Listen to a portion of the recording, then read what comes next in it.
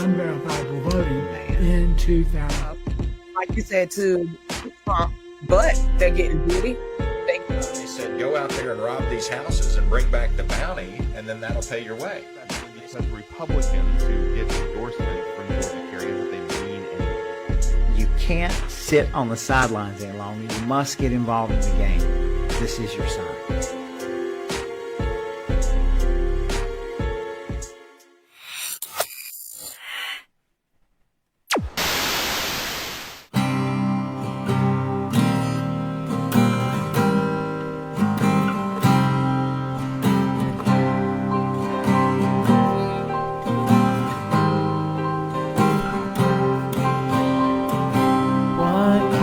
All of us coming back. I cannot accept this fade to black, and the thought of the wasted dreams of a nation down on its knees. Is it already over?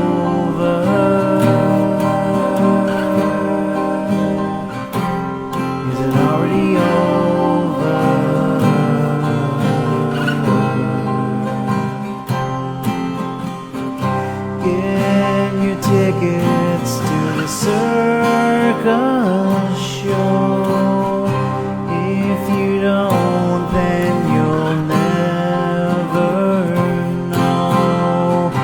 Take a stand while you have the time.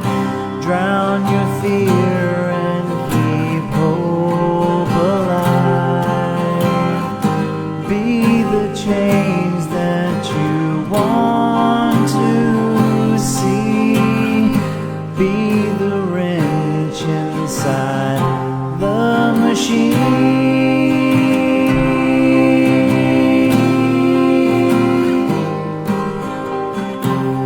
Is it already over?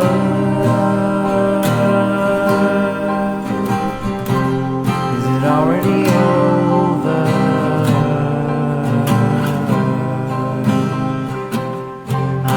It's over.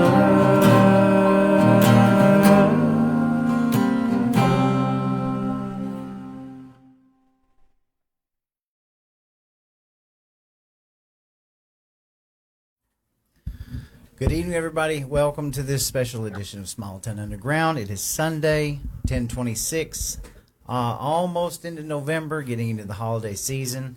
And we're coming to you live tonight with a special on what on earth is a ESPLOST tax. So a lot of buzz, a lot of talk going on about ESPLOST taxes in all kinds of counties. We're seeing property tax talk. We're seeing just what on earth is going on here. We have candidates in this state that are literally coming out and saying that we can get rid of property taxes, we can get rid of income taxes. And as we're having these discussions in these committees, every county seems to be begging for another penny, for another tax here and there. They're going up on their property taxes. So tonight what we thought we would do is we would really try to get educated in this whole mess, right? Taxes are obviously a big issue.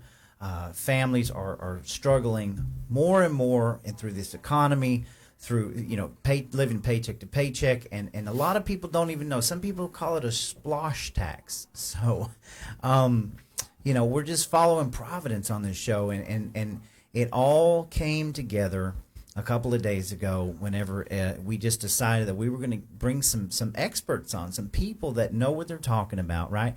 We didn't want to talk to the candidates. We didn't want to talk to our representatives, not right now. We dang sure didn't want to talk to anybody who is cheerleading for this, because this is all about education. And so I've got three people on with me tonight, and it looks like there's Nick. Okay. Yes. So I have Nick Ware up in the top corner from Catoosa County, and a lot of you people will know Nick, and of course all of you guys give yourself a little introduction. But Nick Ware has ran for commissioners at least twice in Catoosa County, knows a lot about what's going on. He runs CSI, Citizen Sharing Information, up there, and he's very well versed in what's going on in his county and these taxes. And on to the right of me, I have Blake Elsberry. Everybody, a lot of people know Blake. He was the commissioner of Chattooga County for the last term. Did some amazing stuff over in the county. He's well versed in taxes. He can give us some insight on exactly what all these taxes are, and what, just debate them, educate the masses, because we don't know enough about it. And next to him is Melissa Hulsey. Melissa Hulsey is a Walker County resident. Her husband, Jamie Hulsey, he ran for a precinct commissioner spot. And Melissa's very active in the community, and she's a researcher, she's a studier, and she's really dug into making our county, Walker County, great again. What do we need to do to get things on the right track? And I think we're all feeling that kind of pain, and hopefully the information we can share here tonight is going to help everybody get a little more educated and understand what exactly is going on. So I want to welcome each of you to the show. We will be taking some questions in the comments tonight. So grab a pen, grab a piece of paper, and we're going to get started. And I'm going to let Blake go first, because the fundamental question that we're here for tonight is, what the heck is a freaking ESPLOST tax? What is all this stuff? And he was commissioner for 4 years, so we're going to let him start. Blake, so welcome to the show, all three of you guys, and take it away. Okay, so if you're going to talk about ESPLOST, so ESPLOST is special option local sales tax. Counties and cities use this usually for specific purposes. It has to go through the state legislature, it has to be put on the referendum for a vote. They run for a certain number of years, and those funds are sales tax that's shared between the county and the cities in their jurisdiction. Usually for specific projects. Some will be a little bit more varying as far as like road work and water projects, things of that nature. A lot of smaller counties and cities use this to help fund water projects and road work, because it gets more and more expensive every year, and it's a way to be able to do some of those larger projects, replace water lines and do paving without having to pull out a general fund. Okay. So, what exactly is it, though? We're talking about a penny. Like, how does it work? So basically, they levy a penny. It's split. The proceeds are split among the counties and the cities, the county and the cities, over a period of time, usually 5 years. And then it is, like I said, it can be renewed, but it has to be renewed on the referendum for a vote. How often? As when the time period's up. So when the time period's up. Who sets that? Each county individually? Yes. So each county will set it. So, like, for instance, if the county doesn't have a ESPLOST and they're like, we would like to put it on a referendum for a vote for a ESPLOST to see if the residents would be open to having a ESPLOST, then they'll get the legislature to put up a bill to go across the Senate, House, whichever way it goes. And they vote it in, and then the governor signs off on it, and it goes to the referendum. And usually on the ESPLOST legislation, they have to put in there what it will be for. Right, ahead of time. Ahead of time. So sometimes you'll see counties and cities, they'll put a big long list to cover a lot of things, just in case. Right. Some of them will be very vague. You'll see, like I said, you'll see road work, or you'll see water projects. And like I said, that's to help cover up some of the projects that they have come up that, like replacing water lines and road work, that way they don't have to pull out a general fund. Okay. So we're talking about 1 penny, and it goes across, it's like a sales tax? It automatically goes into a bank account, which has to be divvied out evenly, evenly set up in the percentages in that legislation by that financial institution that has that. So has that account. So it goes into that bank account. The financial institution then levies out the percentages based on what's in that legislation. And how do they collect that penny? How exactly does the ESPLOST tax come into the bank account? Every time you buy something. So it's on a sales tax. It's a ESPLOST tax. That's what tax. It's a consumption tax. Consumption tax. So how many different consumption taxes can there be? So you have a ESPLOST, which is special option local sales tax. Specific items can be used for. You have an ELOST, which is education, local option sales tax. You have a LOST, which is a local option sales tax. LOST. You have your TSPLOST, which is transportation, local option sales tax. You have the new FLOST. Yeah. Can Can you explain that one real quick? 'Cause let me just.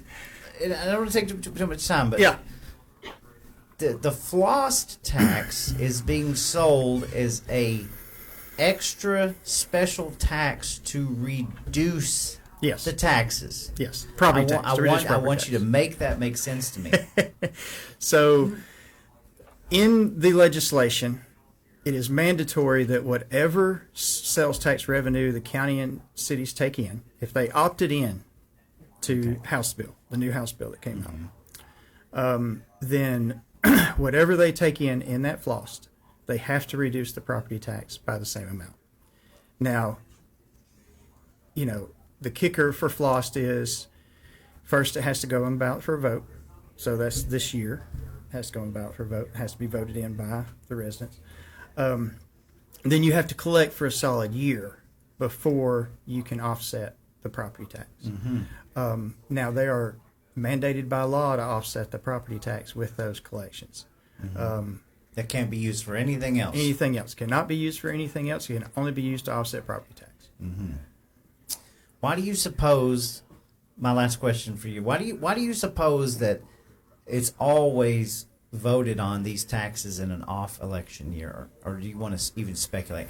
Why are they not on the ballot during the presidential race? Why are we always getting these special taxes when it's the hardest time to get people to go vote? And then all you hear is the cheerleading and the constant sort of, the fear-mongering. We've got to have these taxes. Well, why do candidates run on certain years? Amen. It's strategic. It's strategic, right? So we're going to go ahead and get that out in the open. I'm trying to stay neutral for a little bit. Again, it's a special tax. It's just a penny, just a little penny out of your pocket. In multiple ways, but voted on an off year, and nobody seems to understand this. All we've ever heard until we've started doing shows like this is you got to have it. This is great. We're gonna. And now I'm seeing, like you just said, counties that have insanely long lists, like everything under the kitchen table in the sun is what they're going to use this for, and it's anyway. I digress. So can I? So yes, I thank you, and we're going to move to you next, Melissa. Well, so I want to interject on the floss thing, just a little bit more of an explanation on that, if you could help me with this a little bit, Blake. So, one part of that is, yes, it has to be used to reduce property taxes, but it's only for the counties that opted in, right? Yep. Okay, so they opted in to cap the amount that your property tax could be raised, correct? Yes, but also in the collection. So let's say, for instance, I'm just going to throw a number out there. County gets $500,000 off of floss the first year. When it comes to the next year and they have to reduce millage rate by that same amount of money Okay. per the millage points, you know what I'm saying? But they have to. It has to add up to the $500,000 that they collect. Correct, but the millage rate is different from your assessed value of your property. Yes. So yeah. when you opted in, you said what you opted into was, I'm going to limit the amount that the county can raise my assessed value on an annual basis. Except for the CPI index. So you got to think about that bill. And we want So to. there's really two parts to Right, that, that's right? right. We're just trying to keep this in some layman terms, Yeah. So I'll say this. So that bill has a lot of pieces. Exactly. And It's not simple. And no, and you have to separate them out into their categories because, like what she's saying there is, yes, they are capped. It's that 3% or whatever the CPI is right Yes. now, 2 point whatever. So it can only raise to that CPI.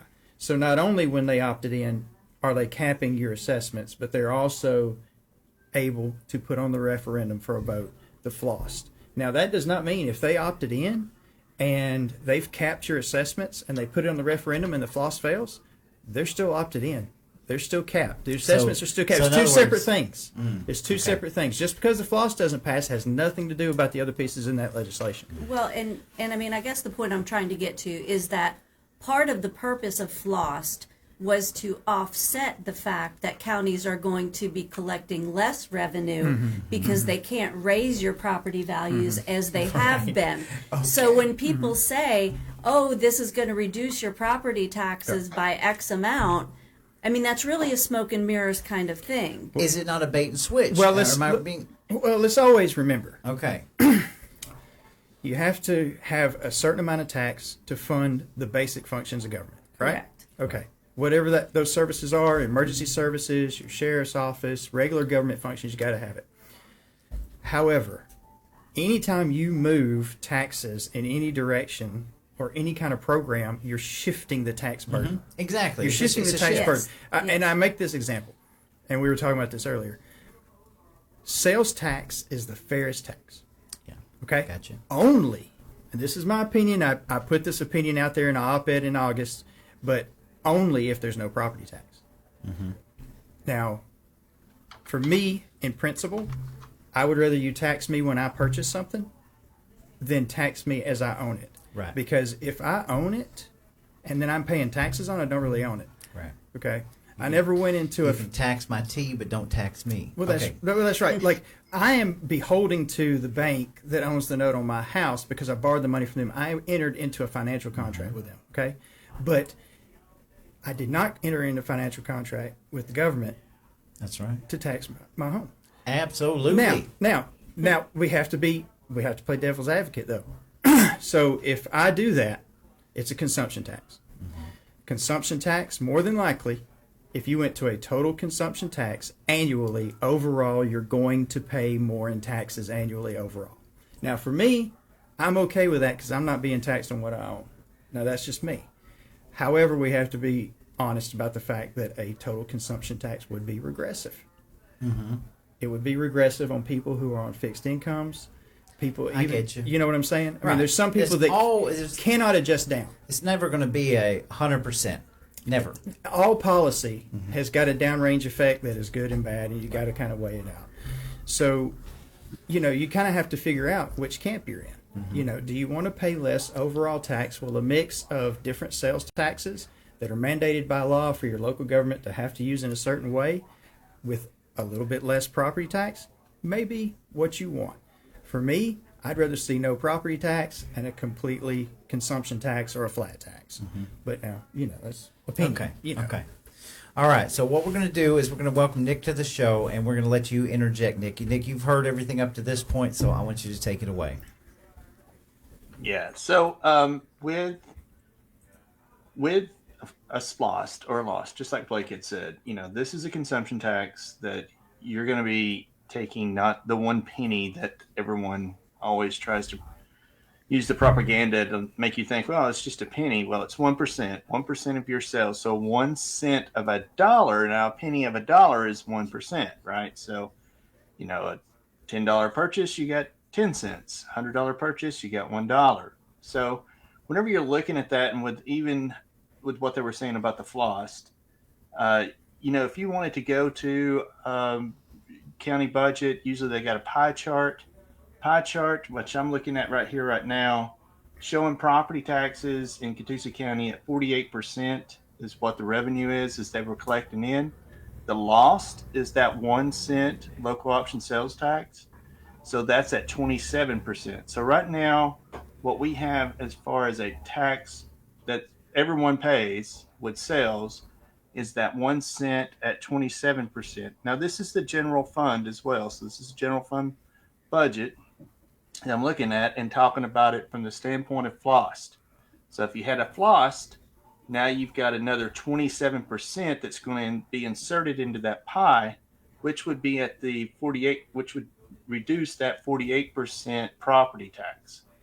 Can I share my screen with this, Roy? We can try. I didn't get a chance to set that up, but Let's see. Let me see if I can. You may be able to do that. I think we've done that before, Nick. Can you guys see this? No. Uh, I can try to. Let's see. I think if you send me a link, Nick, while we're going through, I can pull up a browser at the bottom. I'm pretty sure that I can input it into my browser. How about I just send you a snapshot of this, because this is on. I've already got it marked up. Okay. So and then you'll be able to see it. I think you brought up a really good point, and you see a lot of the advertising for these taxes. I'm not trying to. I'm not going to sit here and just say total deception, but even through when you see the advertising, I shared one. It's a penny, but it's not. It's 1%. All right, it's a 1%, but it sounds so much better saying 1 penny. But you got to understand when you get into these taxes, 1% of what you spend. If it is $1, it is a penny. But if it's $10, it's 10 cents. So it just seems like why does this have to be so complicated here? Well, I can say that it's really geared towards having you to vote yes. That's of course. What all of the propaganda that you have is geared towards you voting yes. And this is one of the things that got me whenever I was running for election, is that I was against the SPLOST because of the sewage that was in the SPLOST, because I heard the residents in my county. And so whenever they were telling me that the number one issue that they were concerned with was the overdevelopment in Catoosa County. Well, there's only two mechanisms that I know that you can reduce that. One being a moratorium to where you just shut down development, which would harm other businesses in the county. It would take away labor in the county. It would be a negative effect. Developers and people that build houses, they got to work. They are putting back into the economy, so on and so forth. But what was the number one driver in them being able to develop these properties high density, right, is sewage. Mm-hmm. And I was against the sewage. And they always take these SPLOST and they put together the information as far as roads, bridges, things of that nature,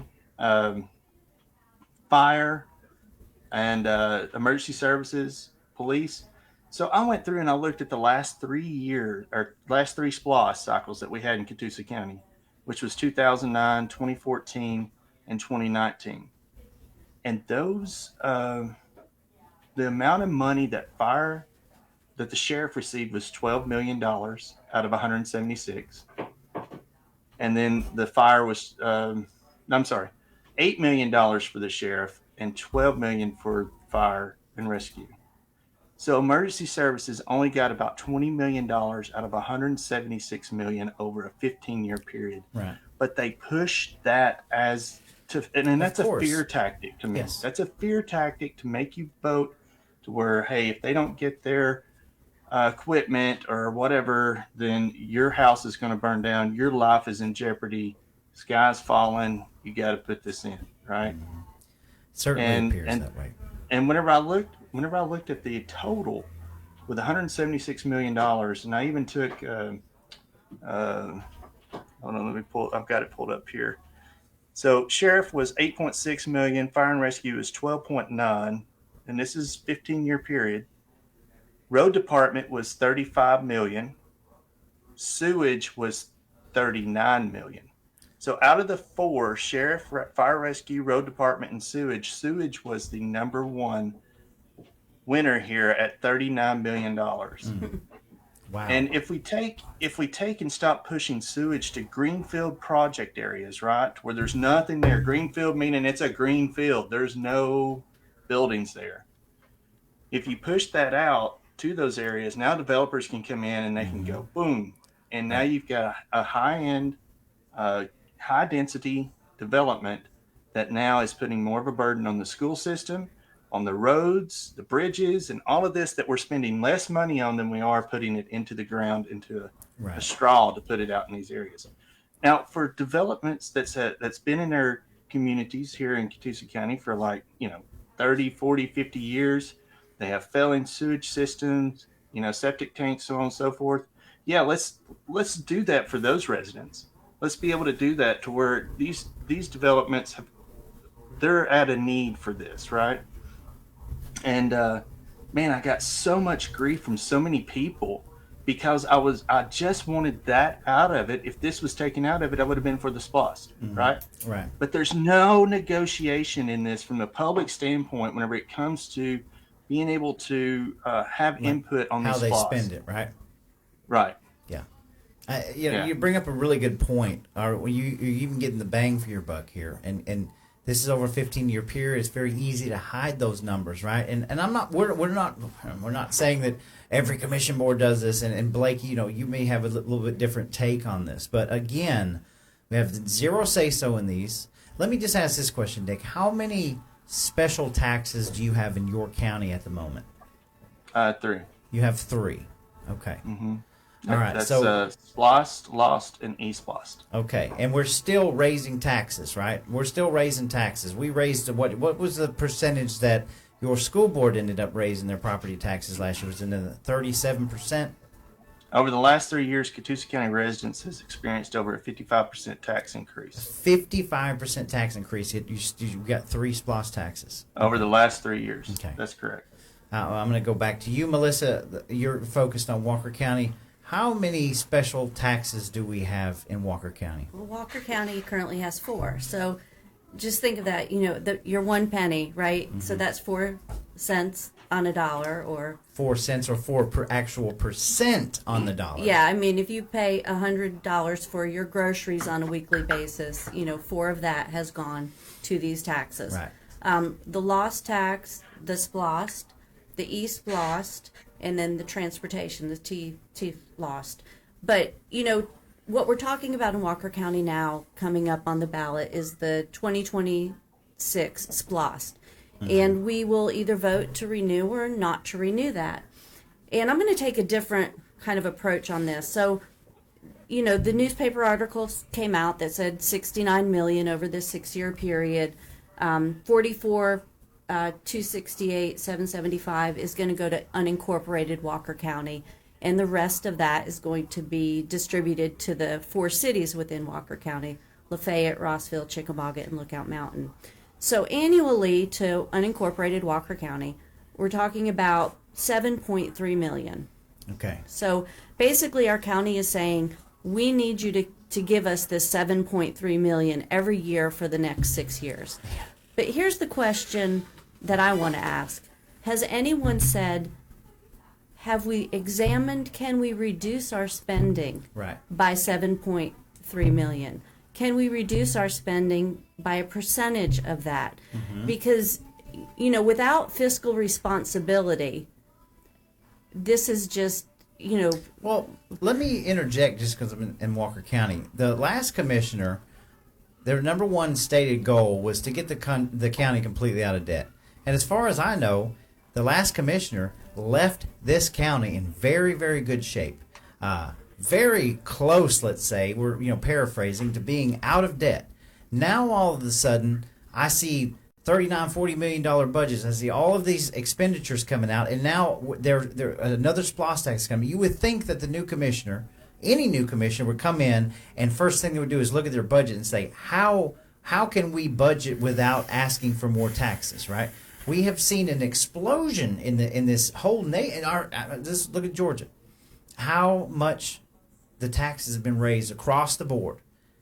Why would anybody want to do this? Why are we not budgeting, and you may have an answer for this, Blake, why are we not budgeting our commission, our counties without these special taxes?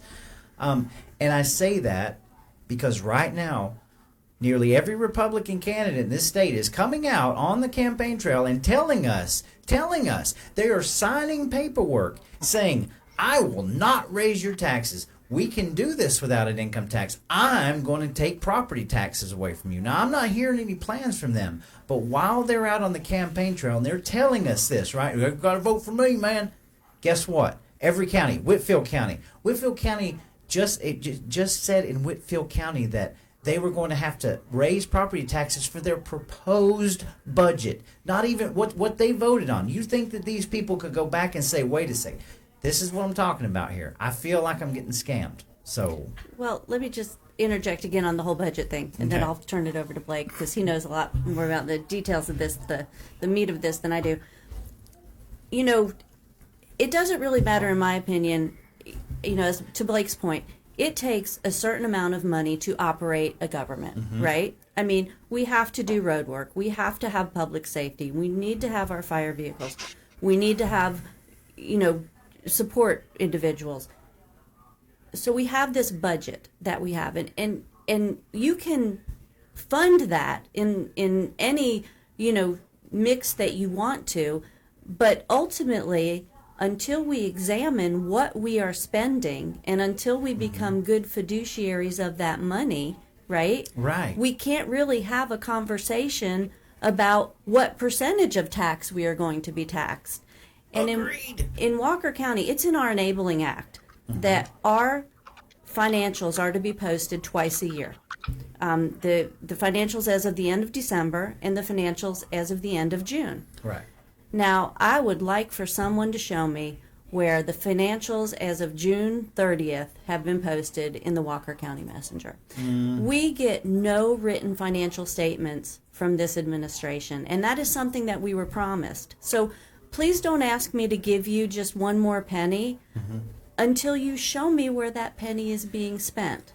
And I'll turn it back over right, to yeah. Blake at this point. You help us here figure this out. So- you were commissioner for 4 years. So look, you know me, Roy. I'm going to tell you facts, and I don't know the nuances as much as in Walker and Catoosa, but I do know this: your prior administration in Walker County did get you out of debt, Yes. completely out of debt, and you had either a 6 or 9 month reserve.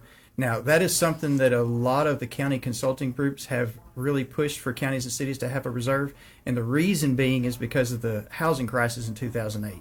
When that hit, counties lost a lot of funding through the property taxes, Okay. which means they had to furlough employees, they had to cut a lot of stuff out that were really important services. So that is probably one of the reasons why you saw some counties and cities start to really look at trying to have a surplus, anywhere between, they'd like to have a year, but anywhere between 6 and 9 months. For our county, when I was there, I see government a little different. I am not a big fan of elected officials or people running for office, put that way. People running for office say, hey, I was a business owner. I know how to run a business. I know how to run a county. I don't like to hear that. A county is not a business. It is not a for-profit business. At the best, it's a non-profit. Basically, what you're doing is you're trying to take in your revenues enough to function and provide services and keep your losses at a minimum. That's it. Right. So for us, Yeah, it's supposed to be a balancing act, that's right? it. That's it. So, I came into a situation where we had, 4.5 million in debt, and our millage rate was like 18 point something. And when I left, the 4 million in debt was gone. We were net neutral on that, and our millage rate was the lowest in like 13, 14 years. I was taking $513,000 less in property taxes. So, it's a balancing act. Now, are there counties and cities that could probably cut some internal fat? Most definitely. Are there counties and cities that run on bare minimum and can barely make it? And if a sales tax doesn't pass, it is a death sentence for a department? Definitely. I can see that. There are definitely some of those. So it's each one. It depends on your area. Right. I would say like you said, you got to dive into the numbers. You got to ask for that information, and see where your county and city is at. Can I ask you a question? Yes. Did you provide financials to your citizens to Yes. look at? Yes, and I'll tell you too. Open records. There's laws with open records, and you got 3 days to respond, and then all you have to do is respond, and you can say it'll take up to 90 days, and you can charge X number of dollars. We never charged, and we didn't take 90 Right, days. it's up to the discretion, It's correct? up to the discretion. The only thing basically is you have some time periods. Now, can we just clarify that? For a lot of people are doing FOIA requests. Is it a state law that is up to the discretion of the... So state law dictates that they have 3 days to respond to you. Right. Respond. That's okay. That does not mean give you the information. That means respond to your request. Right. But there's... Now, if you ask for something that they don't have, then they just don't have it. Right. Now, if you get a response that says, hey, look, it's going to take us 60, 90 days, state law dictates, I think the max is 90. Okay. But anyway, and then it's the lowest, it's for the lowest paid employee in that office to gather the information if they charge you for it. That's what state law says. Yes, and then also over a certain number of copies, I think usually they charge like 10 cents a copy. Okay. Most of the time what we would do is we would send it digital. Most of the time it was easy as pulling it out of our financial system or our computer program. It wasn't a big deal. Right.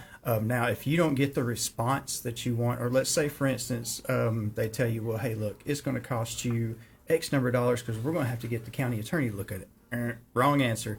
That violates state law, and you report it to the Attorney General. Yep. Well, good. I know Mark Swanson in Floyd County spent thousands of dollars to get the freedom of information.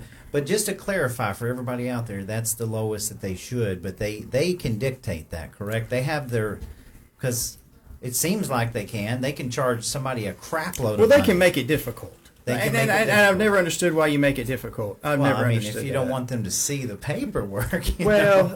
Sometimes, if I'm in office and I'm getting 300 open records requests, a month, then that's going to be an issue. And I'm going to understand. And that's a stress on the employees. Right. But just for clarification, they have this leeway, right? Yeah, but there's like I said, there's some nuances to it. They have to provide it within a certain amount of time. Right. And like I said, you always can go to the Attorney General's office. And I will tell you right now, if you report it to the Attorney General's office, they're going to ask the county or the city to release those very quickly. And I would like to remind everybody that in the last legislative sessions, both Republicans and Democrats alike were trying to put a law in place where you could no longer get freedom of information requests. And if it had not been for the people standing up and going to our Republican legislators and saying, hey, this is going on, which some of them didn't even know about, they were able to stop that. But it was an 11th hour push to make it to where the public could not even get so much as a police report anymore. That is how close we are in this state to losing the ability to getting these freedom of information requests. Well, and I'll tell you what that stems from. So every policy decision stems from one issue.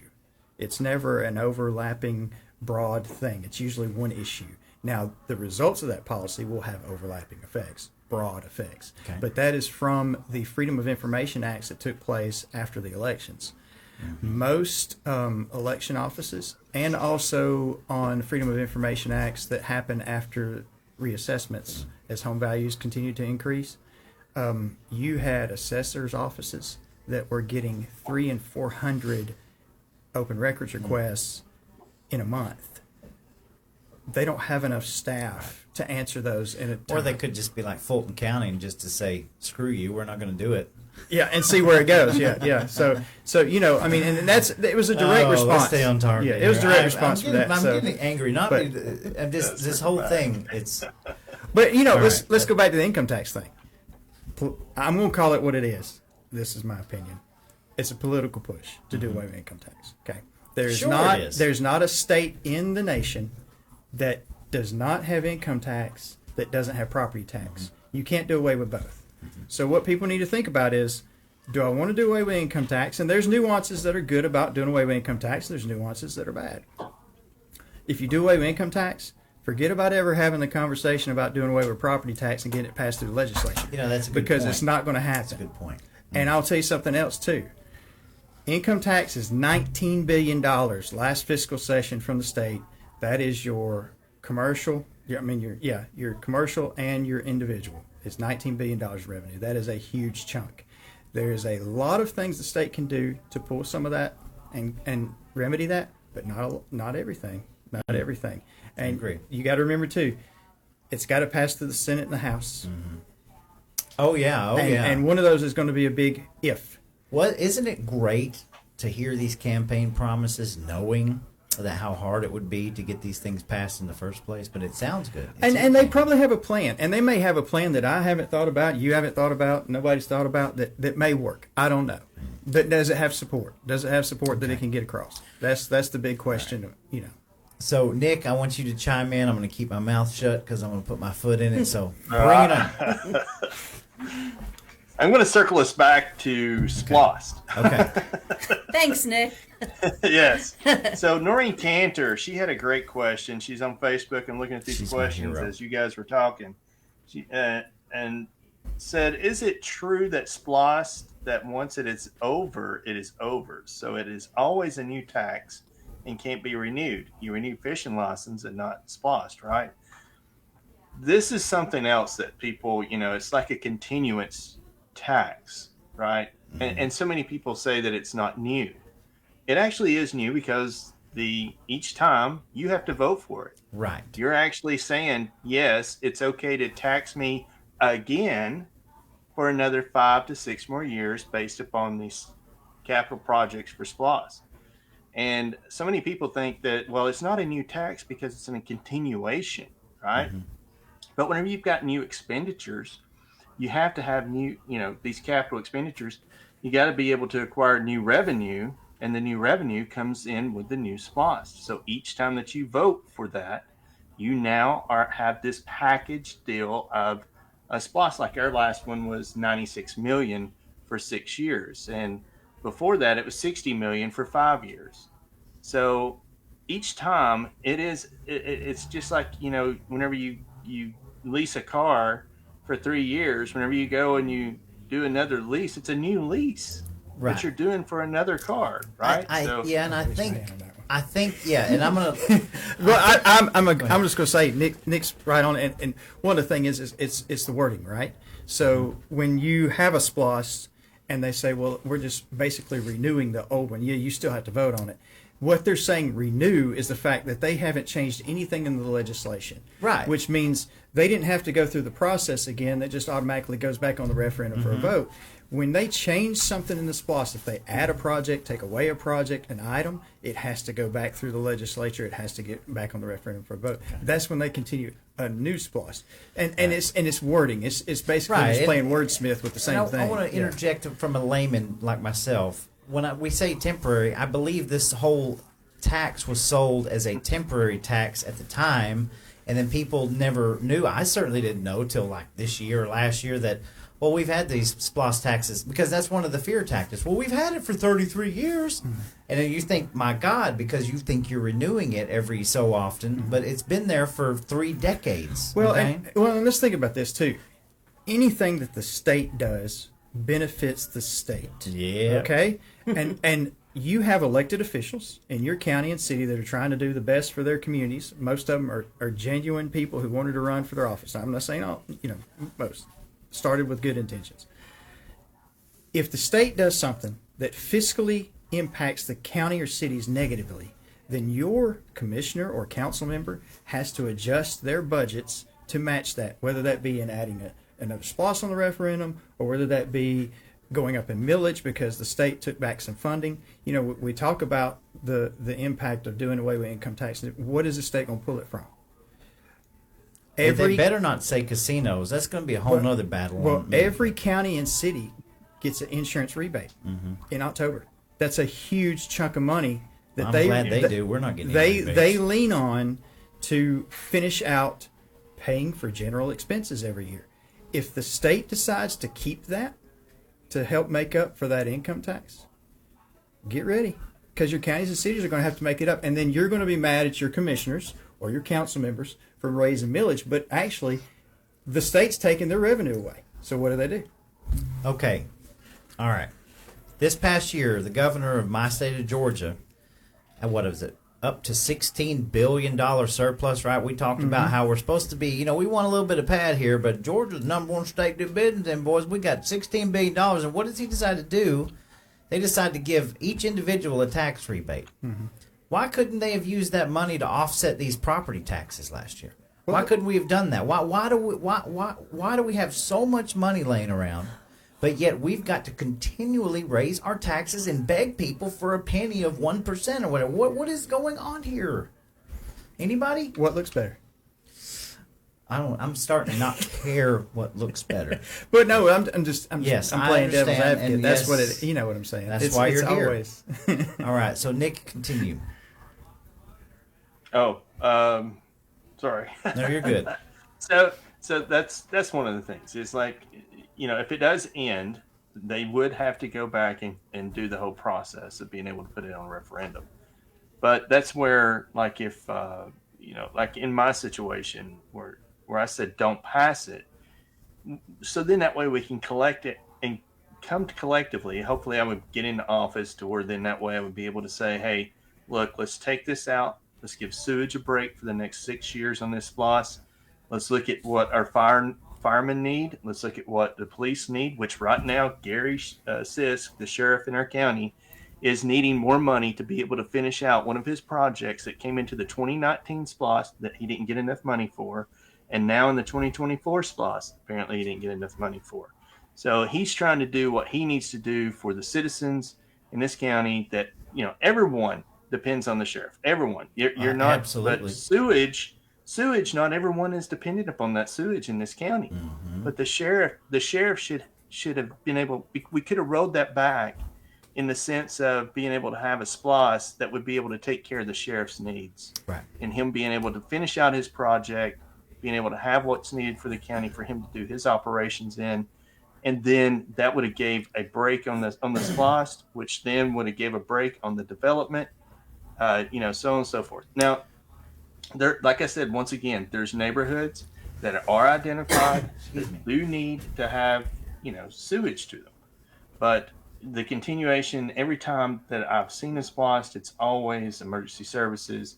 And I've even seen one commissioner say to a lady that in a talk show that whenever a lady called in that if she didn't vote for it, that her taxes would go up. Yeah, well, there's more the gaslighting. So, look, and Melissa, you might want to take this one. What happens if we don't vote a SPLOST tax in? We would not pay that 1% whenever we buy something. And, the county would have to look at these projects. I'm looking at what we have right now proposed on the 2026 SPLOST, and this is just to Walker County, unincorporated. 21% of it is going to fire rescue. And we have in there things like pumper trucks and equipment and renovations to fire stations. Now, are those good projects? I can't answer that. I mean, you would assume that they are, right? But I don't know what fire rescue takes in the fire fees that are charged to Walker County. I don't know, has Walker County Fire and Rescue ever had a third party audit, an efficiency study to know, how this money is being spent? I don't know, but I would like to know that before I make the vote. But here's what I also find interesting. Fire rescue is 21%. Guess how much percentage the sheriff's office is? How much? A little bit over 1%. What? Yep. We've got some major problems with I'm talking about in general, mental health issues.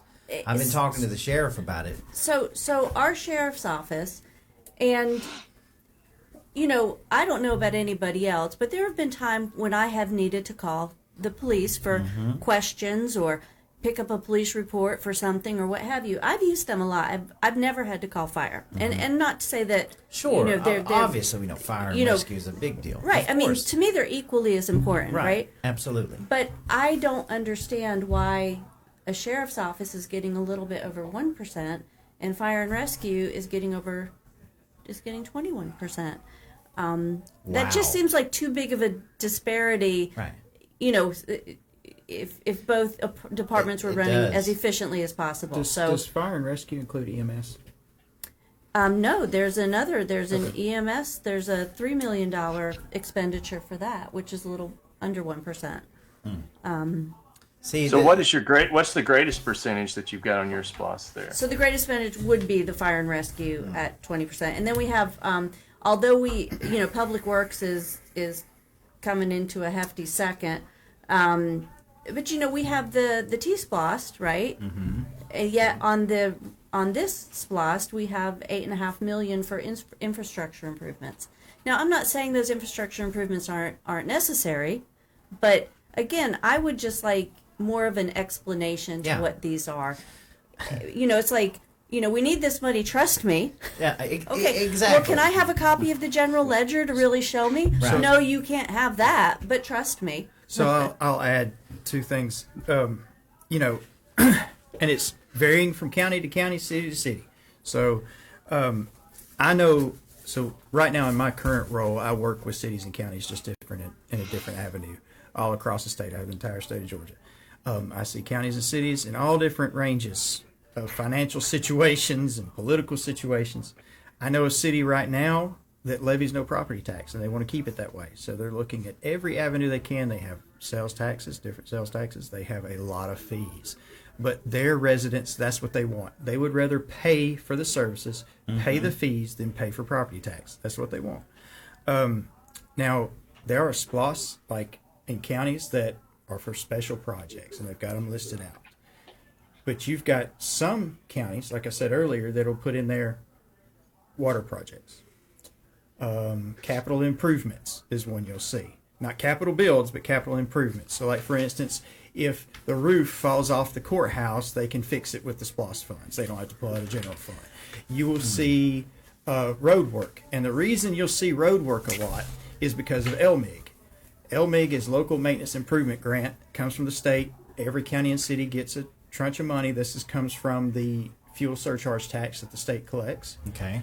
It is a great benefit. Which is what 37?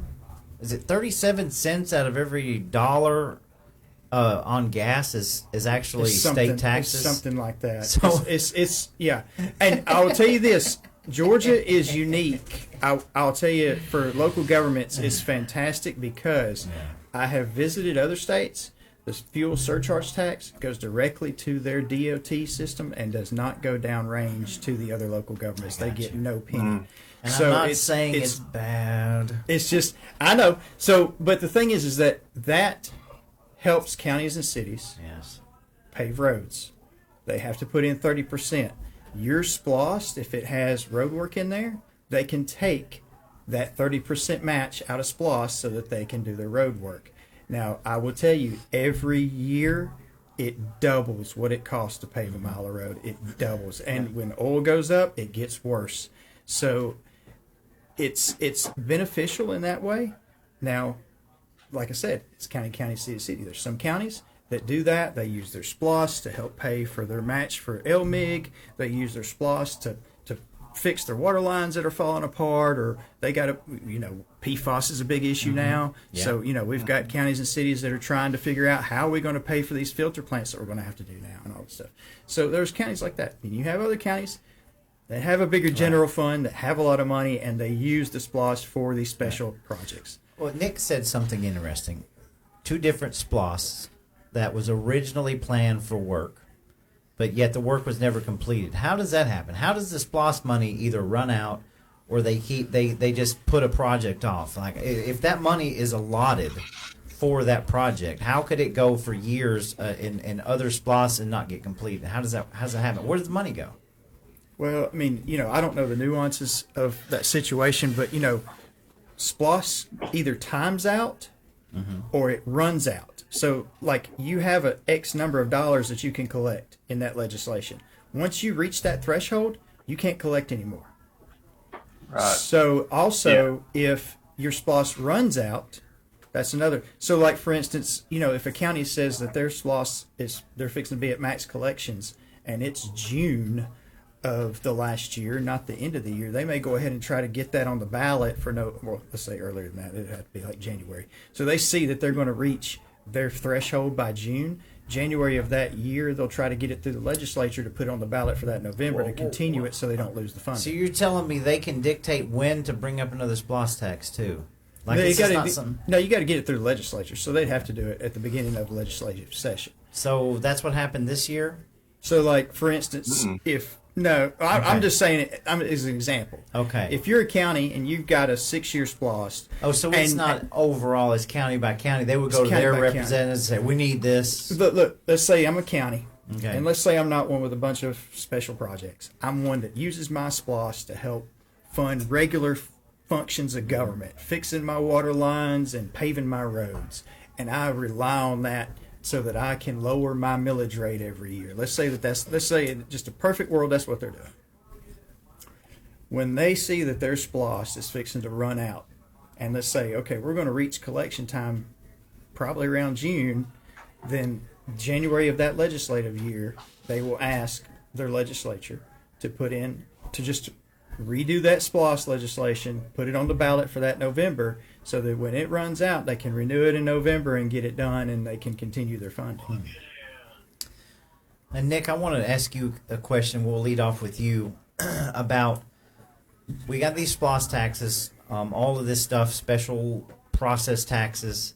Well, yet you brought up that we have a lot of growth in these areas. When you put in the sewer lines, the developers want to come. They want to put in everything. They want to just develop it all. We see the data centers, which we're not going to get into tonight, which is a really thorn in my side. But again, all of this revenue, the state of Georgia has we've got this huge surplus, blah, yada, yada, all over the state.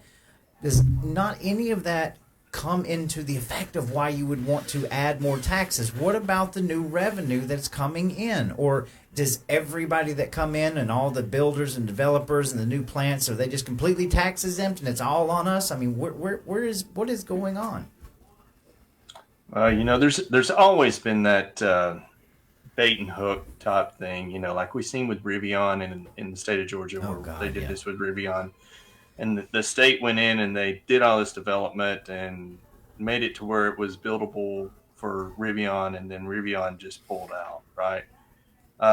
We had something kind of similar in Catoosa County. We spent like $6 million back many years ago. I think it was about 2012, whatever, where we cleared off this big area for Costco. And then there was also that of the sporting goods store. I can't remember the name of Cabela's. it. Cabela's, thank you.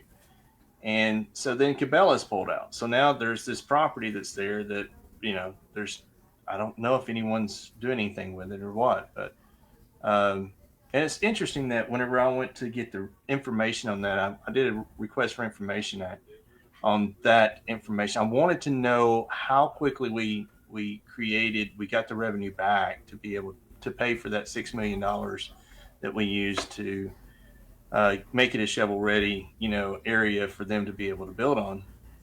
And an interesting thing with my county is that they told me I needed to get that from the county attorney, and that was which I never have any luck with them anyway. So sure, but what a lot of people don't realize is that whenever you have a SPLOST, it's really just for capital expenditures, right? So it's a capital project, it's a capital piece. You're not ever going to have there was a question where someone had asked about fire. Is the overtime, is this why we need more in SPLOST because the overtime for fire? That money that's general fund money. Okay. That's money that comes out of the general fund whenever it's for operations. In an operation, you have CapEx and you have OpEx. And the operation actually comes out of your daily grind of your for your taxes that you have for property tax and lost, right? That's what goes into the general fund. And what we were talking about earlier with the FLOST, that would actually be something that would go into the general fund. That's how it offsets the property taxes, because now you have collective in that fund revenue for 2% or 2% of sales that comes into your revenue for your general fund. It doesn't go to pay anybody. So you're not, whenever you vote for a SPLOST, you're not paying a fireman's salary. You're not paying a sheriff deputy's salary. You're not paying anybody that works anywhere in the county's salary. Salaries does not come out of SPLOST, that revenue. Okay. Those revenues are capital projects. So here's one of the things too. I'm not saying any county is doing this or, that this is, but whenever you're looking at ways to fraud the government. All right. This is one of the best ways to do it is through a SPLOST or ESPLOST or a SPLOST tax. Not the FLOST, because the FLOST would go into because it's more accounted for going into, and the loss the same way, but the special purpose taxes, right, that we vote for, they are the ones that would be more open to some fraud happening. Right. And here's how this works is that you have capital projects, which I know that you guys you work in construction trade, and and understand that whenever a business or an organization has a capital project and it goes out for bid, and then those bid proposals come back, and then the bid's awarded, and then with the awarded bid, now the company that gets the job, they can come in and they can say, oh well, there's some things that we didn't put in that we're going to have to do a change order, a change request, and now the change requests go bang, bang, bang. Just so happens that there's someone within the government that's making some of those decisions that then approves those, and there may be some benefits for them or perks on the back end in order for those to be approved. And now it is really a lot of money that they have, and there's a lot of areas that are kind of blindsided that's on the other side of where that expenditure is, right? No accountability, right? Based on contracts, because it's capital projects. Yeah. Can I speak go ahead. Can I speak to capital projects for just a second? So Sure. we had a lot of improvements done at one of our recreational facilities. And I did an open records request. And the request was, I want to know how much has been spent at this facility in repairs and maintenance. And in the upcoming 2026 SPLOST, and again, this is for Walker County, 5.4 million is just a lump sum general to capital improvements, right? That can be used for any repair and maintenance project through the county. So I made a request because I wanted to know, in this particular facility, how much have we spent at it? Do you know what the answer was? We can't tell you. We can't tell you because we do not job cost. Oh, wow. I could not. That was told? I have the email. We do not do a job cost. And so then I emailed back and I said, well, I really can't believe that that's possible. I said, well, can I see a amortization schedule? Because if it's a cap, you're going to have to amortize. Well, I don't know. I mean, it took me like 6 emails before I finally got this amortization schedule of capital items.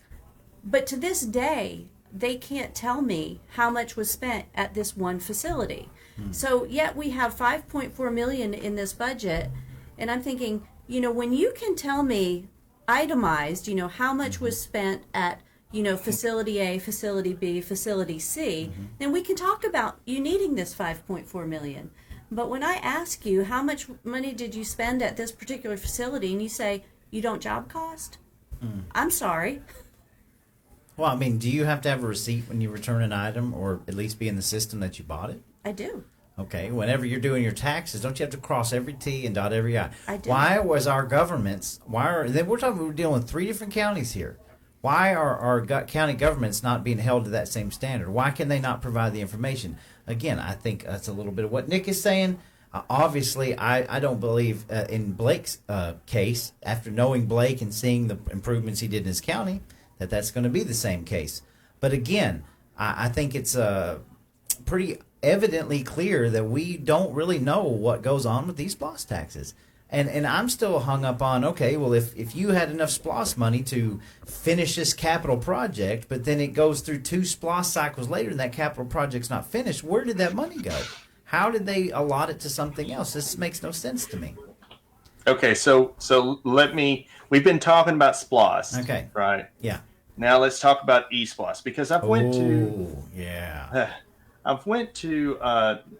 look at budgets of Walker County. I've never looked at these. The last one that I see on old SPLOST spending reports that they have is from 2020, and current T-SPLOST and SPLOST reports that I see that they have here in year one.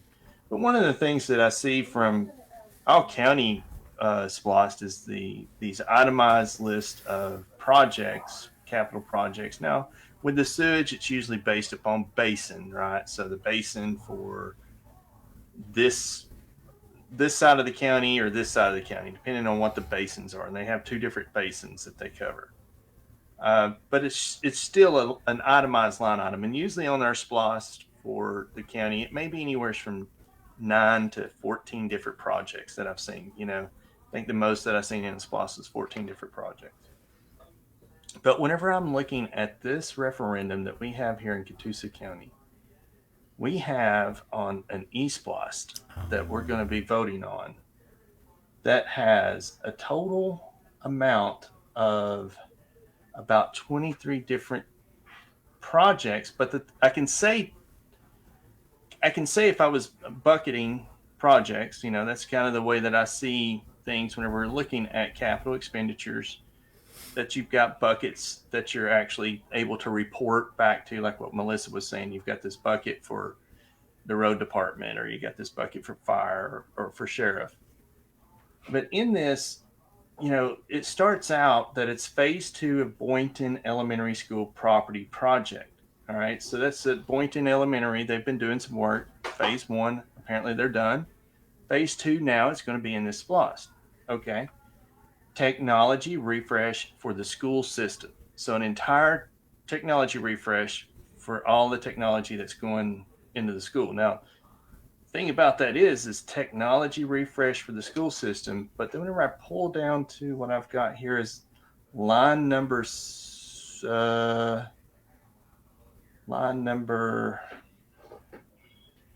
don't know. There's somewhere in here where it goes through also acquiring all of this stuff for technology. Mm-hmm.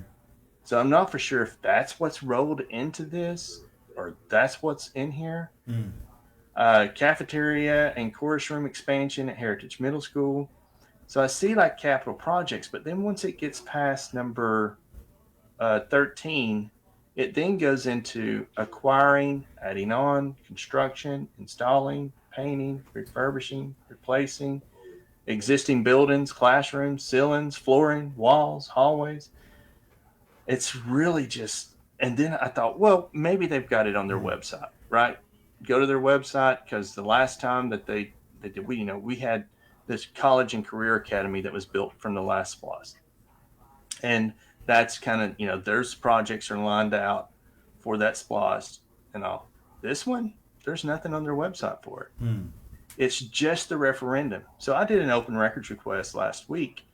I actually put it out on Facebook last weekend asking for the information. Maybe someone could just tell me, point me in the direction. Of course, no one in the public could. So last Tuesday, I sent the superintendent a record request for information.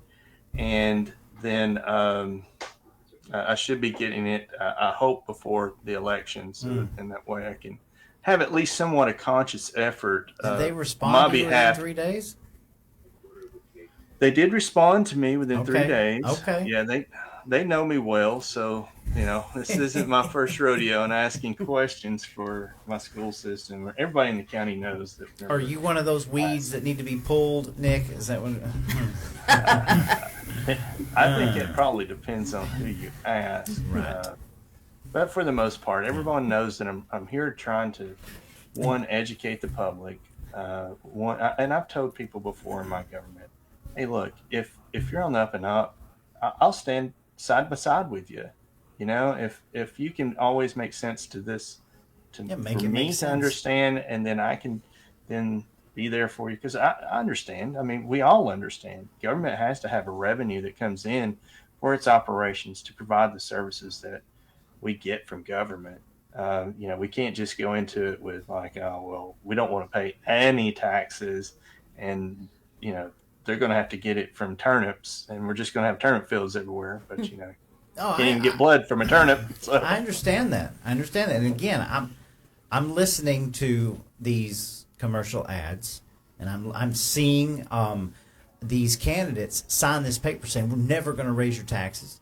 I see these people say, vote for me, and I'm going to eliminate. So this is not coming from me. This is a reaction from people that are coming up and saying, hey, guys, we just got out of this blue ribbon ceremony, and we really think we can do away with property taxes. Now, is that just trying to get my vote? I mean, look, I'm picking on Republicans here because we all know that Democrats, they want to raise the taxes to like socialism levels, right? But part of the Republican values and principles of people that are asking me to vote for them is fiscal responsibility. And they're the ones telling us that they can do away with this, that they can do away with this. Yeah, I don't know about all that. Okay. But here, I mean, it's once again a political scam there. But with the school system, I mean, whenever I've been following the county for probably 3 or 4 years before I ever went to a school board meeting. And many people kept telling me, you need to go look into this. You need to go look into this. And so I went to the first budget hearing meeting that they had and recorded it, and actually talked to them about recording their own meetings, and that they did. I mean, they were very accommodating to me. And but whenever I got the budget for review, I'm thinking that it's going to be much bigger than it's a bigger budget than what the county has, right? Mm-hmm. And the county has, like 40 some odd pages in there, 60 something pages, depending on the budget, that they have for review, for the public to review. This only had 3 pages. Oh my. 3. And so I'm like, you've got to give me more information here. You got to give me more information. Mm-hmm. And so now going through all of this over the last couple of years with the school board, and the superintendent to see that this is not laid out on their website, not laid out as far as what these projects are and the dollar amount that's there. The only thing that they have in this is at the end where it says that if in position of the tax is approved by the voters, such vote shall also constitute approval of the issuance of general obligation debt of the Catoosa County School District in a principal amount not to exceed $49 million. Well, 5-year SPLOST is going to bring in way more than $49 million. I mean, the county does theirs, and it's $60 million for a 5-year SPLOST is what they're trying to capture. So we know that this 5-year SPLOST, ESPLOST here is going to capture more than 49, but they're just saying that and this is kind of like a state thing. I think that they can't go over that, and as far as the obligation debt, the issuance of the obligation debt for Catoosa County.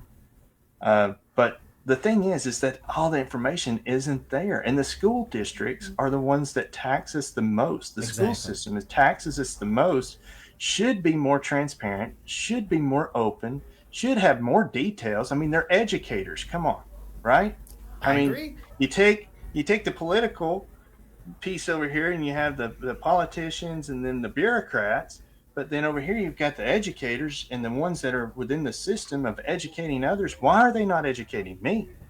Why are they not educating the people here? Why are they not being open to these numbers and information? And why do I have to continue to try to pull information? Well, So, and I'm going to give it back to Blake here in a second, but and I am the layman, I'm the peasant, but I went and filmed your county last year while you were there. And they were wanting this astronomical raise on taxes, and there were several people mad. And we all know that your board of education basically said that, look, guys, if we don't do this, they're going to punish us. Okay, if we don't do this, we're liable to get arrested, which makes me very mad because it makes me feel like that the people that I'm electing to represent me and run my county are being ran by unelected appointed bureaucrats in different factions of the government, to where it's just they hand out pieces of paper from the top down and say, get it, we don't care what happens. And it reminds me of a carousel, finger pointing. And that was in your county. I witnessed that. I witnessed it. We witnessed it over in Whitfield County. Basically, one person stood up and they took him to Superior Court. These are supposed to be the elected officials of the county representing me that I voted for, telling me that they can't do anything, their hands are tied. And boy, that pisses me off. I'm sorry. Blake, I'm going to turn it over to you, sir. I'm trying not to get crazy. So I think what you're alluding to is the state rules about property tax and assessments We know that come down from the Equalization Department of Revenue. Every year there's a lower 20% range of counties and cities that comes out that their assessments do not meet the criteria that the state sets in place. I know that because we've been on the receiving end of that. If you do not meet the criteria, then you are fined per parcel a certain amount.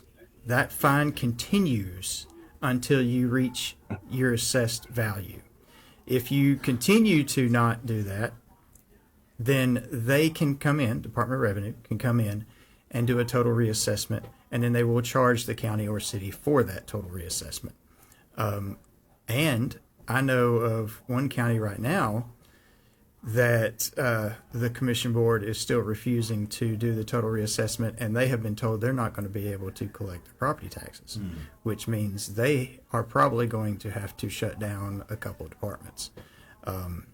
So there are definitely some rules the state puts in place. I'm a big proponent of home rule, always have been. I don't think the state should be telling local governments what they can and cannot do in certain aspects, because every county and city is different. What we like in this county is not what the residents want in the other county. However, there are some nuances with that. Is it a hot mess? Yes, I agree. But the legislature has to change that. Yeah, it's a hot mess, but we've got to give up that extra penny, right? Okay. Melissa? Circling back to something that Nick said about, new businesses coming in. And, in Walker County, we have Pilgrims. Pilgrim, 630 jobs coming. 630 wonderful jobs coming. Yeah. And here's my question. Recently there was an interview with the chairman, and she said that we're going to be collecting sales tax from Pilgrims. Well, I saw the clip. Yeah. Well, Pilgrims is a wholesaler. And we don't collect sales tax from a wholesaler unless they're planning to sell chicken nuggets, out their back door. Right. Drive-through. Their drive-through. And the two businesses that were mentioned were Costco and Chick-fil-A. Well, last time I checked, there is neither a Costco nor a Chick-fil-A in Walker County. That's correct. So, again, just to Nick's point, when business comes in, I think we need to be very clear about what are the benefits to us from that business that's coming in. Do you have any information on the tax breaks that they're going to receive? Because I know a lot of businesses receive breaks. We know this. So here I am faced with a decision on whether I want to, renew 5 lost taxes and, compounding every dollar that I spend in this county. But what about the businesses here that care about the communities, and what about these abatements and these tax? Do we even have any information on that? I mean, because it seems like they're making a lot of money here. They could offset some of this. I have not seen any of the specifics on the abatement yet, but yes, I would like to see what that is. But I was just, pretty disturbed by the fact that we didn't even have a really clear understanding of what the benefit of this business would be. Now, I'm not making a judgment as to is this business good or is this business bad for Walker County. I'm merely saying that we need to be clear about that before something comes into our community. There's going to be water problems in terms of what they need for the facility. I feel like we only get half of the story. Well, I mean, I'm just giving my side of it. We were all thinking it was going to be a completely different plant, and then right at the last minute it's like boom, and then the governor just comes out and says, hey, we're going to put this in there. And I'm grateful for those jobs. I'm grateful for all these things, and believe me, we can go into some conspiracy theories because we have a plant up in Chattanooga they've been trying to move down here for a long time. I'm not going to go there, but again, we didn't get any of it. It's like hurrah, hooray, but where is the information? So I'm going to put my 2 cents in on this, You only go, because I am not a proponent of what it looks like we're doing right now, which is economic development at all costs, is what I call it. Okay. I believe we do need economic development. We need jobs. However, we got to remember legislation, policy, what it fixes always changes something downrange, and there's always a negative. No matter how big the positive is, there's always a negative. Same with economic development. If you're doing these developments, it's great. Jobs, great. Housing, infrastructure, all issues nobody thinks about because we're touting the investment. Yeah. Great investment. I understand. But in the meantime, we lose 2 tons of farmland, and that should be our main priority, because that is not only just the #1 business in Georgia, that is a national security issue. Yeah. Absolutely. Amen to that, Blake. So Yeah. I have a big issue with that. However, I will tell you that if you want to find out what abatements they got and you can't get an answer from your county or city, it doesn't go through the county or city anyway. The county has to decide what kind of abatements they're going to offer, but it has to go through your development authority. Gotcha. So open records request your development authority. That's where it comes from. That's good to know, folks. By law, the counties and cities have to go in front of the development authority, and they have to ask for the development authority to vote on the abatements that are offered. So it has to go through them. That's good to know. And another thing about residents, we're adding thousands of new residents to this county, right? We're building houses and all these duplexes and all that. You would think that new residents coming in and spending money here regardless, as the money builds up, you would require less of a SPLOST tax, right? I don't understand how that doesn't factor in. The issue, though, is too inflation. Question. I'm sorry. Just one question about what you said. You said that the county has to go before the development authority to vote. Would that vote have to be a public vote, or could that vote be done in executive session and not be made public? I don't know if those are subject to open meetings. They may be. I'd have to look at the policy. I'd have to look at the legislation on that. Something we need to find out. Yeah, because nothing was ever done in public. And you have to remember too, the advertising rules for public meetings. Now, there are counties and cities. If your county goes out and they advertise online and social media and everything else, even with the new law that passed a couple of years ago allowing counties and cities to use that, because there's counties and cities that don't have a newspaper. Gotcha. So they can't meet the legal ramifications. Some of them have to go to a county next door and put their legal ad in that paper. And that's a big issue. So they made it to where some of their online stuff can validate for the legal ad. But, I mean, if they're doing that, they're going above and beyond. Quite honestly, all they have to do is, if it's a legal one, they have to put it in the paper and they have to post it at the courthouse. And if nobody's checking the courthouse bulletin board and nobody's reading the paper, you may not see it. Well, no, we have had people at all the Development Authority meetings. Okay. And it has never been openly discussed what those abatements Really? were. Yeah.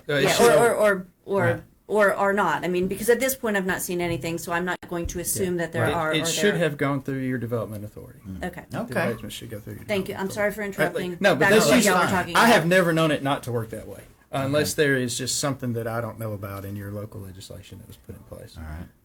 All right. Nick, I'm going to give you the floor, and then we'll kind of start to wrap up.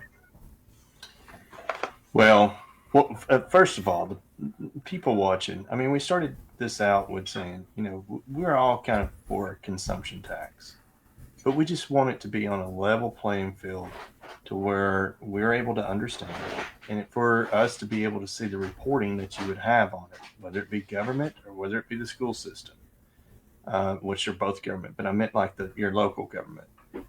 And I think that, there's a way that the public can come into this, easing into these each time. If they roll back, I can't tell you how many times I heard over the last 5 years, smart growth in our county, because we are a much smaller county than Walker County. And so we do have a lot of things that come into line with not being able to do development because we have this big ridge here, we have this waterway here, we have the swampland kind of like here. But we want to be able to, as the public, me myself speaking for the public in this manner, because a lot of people that I've spoke with over the years, is that we just want transparency in this to where it makes sense. And it's not something that we're having to guess or we're having to look at it from the standpoint of, are you doing what's right? Why do we have to double check? Why do we have to go back? It's a trust issue here. And I think that the government needs to build more trust with the public and this goes for both, the county government and the school system, needs to build more trust with the public, especially with people like myself and you guys, to where we could stand the gap for them. If we know that they're doing right and we know that they're doing totally good. Agree. Look, we're here to help, but not to see what we've been seeing and the closed doors in our face and the stepping on our toes, or the marring of, I'm sorry, I can't help you. You need to go speak to the attorney. He has the information. Or that you're some weed that needs to be pulled for asking a freaking question. Yeah. I am so sick of this. Well, and let me to add to what Nick's saying. So I still do a little bit of legislative policy stuff, off and on. And there's going to be things that we go up to advocate against, that just aren't good at all, But if I go up there with an attitude right off the bat, slamming my fist on the table and waving my sign, well, that legislator is going to shut down the minute I do that. They're not going to have a conversation with us. So you don't go up there with that kind of attitude. You go up there with the attitude, or go down there with the attitude of, hey, look, this is my concerns. Will you listen to my concerns? They're more apt to listen to your concerns. Will they agree? Not agree? You never know. Then you can escalate things in the manner they're supposed to escalate. So it's the same thing with this. If you go to your county commissioner or your councilor or mayor or whoever, and you say, hey, look, you know what? I don't understand this. I know you're saying that this is good for us for these reasons, but I don't understand this. Is there a way that you can present this in this way so that I can better understand it? They're more likely, unless you got somebody that's just not going to work with you, they're more likely to go, Yeah, you know what? Hang on. Let me see if we can figure out a way that we can present this in a way that is clarifying and makes sense. Is that going to happen all the time? No. But I think that there's some conversation to be had there, too. And might I add, the biggest part of this whole situation is that we, the people, have been asleep at the wheel. We've not been paying attention to these SPLOST tax. We've not been paying attention to our property tax. We've not been paying attention to what our commission boards were doing. All right? We have been letting them float on by for 20 years and never questioning anything because it never really affected us that much. We're doing whatever they wanted to do. And so now we're to this point, this precipice in our lives where we are living paycheck to paycheck. Everything is skyrocketed astronomically, and we look back and see all the mistakes that were made and all the issues of trust. And now our eyes are open. We're asking questions, and these people are taken aback. They're like, "Well, what are you doing? Why do you want this stuff?" And they're not accepting that responsibility that things have been ran in sort of a shadow, a shadowy way for so long. Well, and I think, too, when people ask for open records requests and you get that feeling that they are, like, hesitant or pushing it off, then you're going to have the feelings that you're having just right now. Mm-hmm. I never understood that. The information is everybody's. It's mine, it's yours, it's everybody's. So give them the information. What do I care if you ask for 500 open records requests? The only issue I'm going to have is the fact that it's going to, I don't have the staff members to do it. But, it's like, you want the open record, give them the information. Mm-hmm. What does it matter? It's their information. So I never had that offensive feeling when it came to open records requests and somebody asked an open records request when I was in office, because it was like, whatever, doesn't happen. I mean, there's nothing, it's your information. But when you do that, then it sets up for you to have feelings like what you're having now about that, that offensive. Well, for me, that only happened one time in my county. I want to say, with the open records request that I've done in my county, there was only one instance where that happened. Everything else, they've always been really good getting me the information. That's good. They I have to brag on my county because they have went through. There's been so many things that I've requested as far as being more open and transparent. If you go to the county's website, you see that they even made it easy for their live feed for their meetings. And just recently, they started doing. They went through maybe a month ago, where they voted on to be able to pay for more storage for our county's videos, and they're going to be recording now the zoning and planning meetings, which is very important, I think. Where I was the one going to the meetings, and I've always said it should never be the burden of the citizens to be able to make the government transparent. Right. It should be that of the government, and I see my county taking those steps, and I see them doing things to be more transparent. It's government. It takes a long time to get things done in government, and Blake can probably tell you that, but it's really I have to brag on Catoosa County in the way that they are continuing to go into the direction of being more and more transparent as far as the county government. Now, I just want the school system to pick it up a little bit and be able to move through this process, so then that way I can retire from this activism stuff. I want to point out that we can't. Okay, it's not just a Nick Ware thing, but if we aren't watching each other, if we're not holding each other accountable, right? You can't go fishing in a local lake without your fishing license. You're going to get in trouble. Right, so you've got to do all of your stuff on your end, but we have got to hold our government accountable. And that doesn't mean pointing fingers or you can't stand these people or you think that they're all criminals. What it means is it's going to have to be open and accountable and transparent from here on out. It's no longer business as usual, and it's never going to be that way. Melissa. Yeah, and I think, it's a kind of a vicious circle, because if a county is not used to getting open records requests, like, general ledger, I'll just use that for example. I'd like to see the general ledger. I want to see who you've paid, how much you've paid them, right? Well, they've never been asked that before. So when they get asked that question, I think their first reaction is, well, why do you want this information? What are you going to do with it? Do you think I've done something wrong? Well, no, not necessarily. I just want to see it. I want to be able to analyze it. You're asking me to pony up and give you more of my tax money. Exactly. Right? So I in turn want to be able to examine this with a fine-tooth comb, because you never know. Maybe I bring something to your attention that can save all of us money, That's right? So it doesn't have to be a negative thing. Right. And I think that's kind of where we are right now in Walker County, is the perception is it's all negative. You're witch hunting. You want to find something we're doing wrong. And really that's not it at all. It's I just want to know where it goes. I want us to be accountable. And if you're doing everything great, I will be the first one to stand up and say, "Oh my gosh, I audited this, and guess what, guys? It was perfect." You know, so it doesn't have to be a bad thing. It's just information, and it is our information. Yeah. And we, I may want to read it to my husband so he can fall asleep at night. I mean, Exactly. you don't know what I want to do with this information, right? Well, hey, it's your money. Well, and I'll It's tell your you, money. I'll tell you too. Yeah. It's always about how you frame it, right?